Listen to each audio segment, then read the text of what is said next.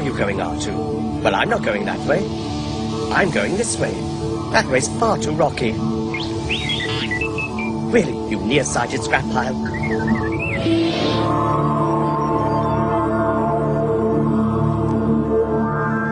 Greetings.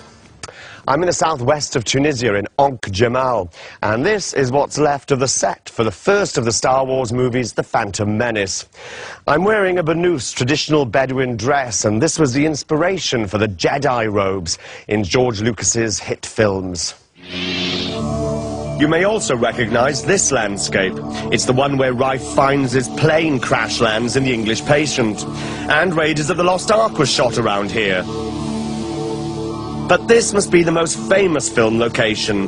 It's the village of Matmata, where many of the locals live in these underground troglodyte houses, great for escaping the summer heat and nighttime chills. We're back in Star Wars territory. This is where Luke Skywalker lived with his aunt and uncle on the planet TATAOUINE. It's now a hotel, the Hotel City Driss, and it's a lot more commercialized than I expected. The Tunisian interior remains relatively unfamiliar to outsiders. Perhaps that's why it's appealed to filmmakers. But there are signs that it's gearing up for tourism. We're very much involved in promoting activities, excursions, attractions in the interior of the country, such as horse riding, crossing the desert in 4x4s, sampling Bedouin evenings, exploration of historical and archaeological sites that transcend 3,000 years of history, spa holidays. Our message is that there is so much more to Tunisia than just a beach holiday. The southwestern town of Tazur has already set out its wares. Resort hotels like the Sofitel Palm Beach draw in the coaches, where for centuries merchants and caravans from the far south came for the date harvest.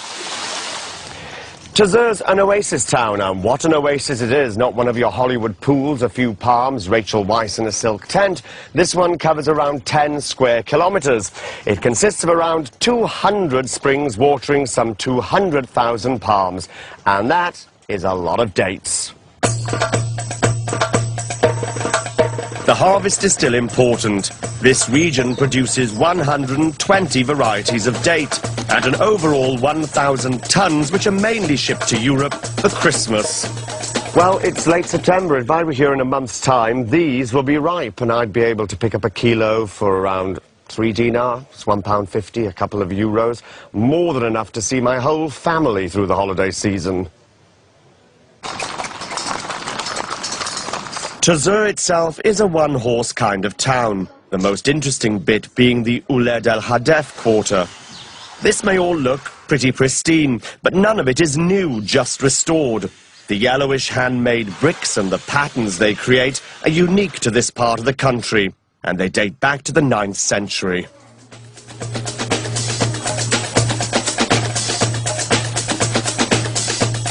These are also unique, not only in Tunisia, but the whole Mediterranean.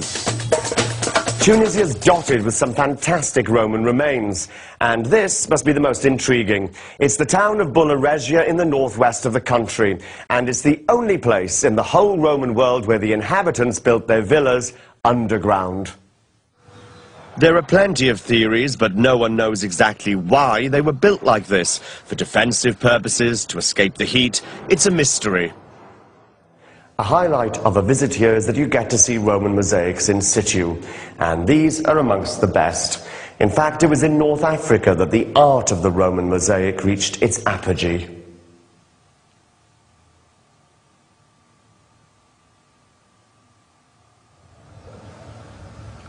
The largest Roman site in Tunisia is Douga, the ancient city of Thuga, and in many ways it's also the most spectacular.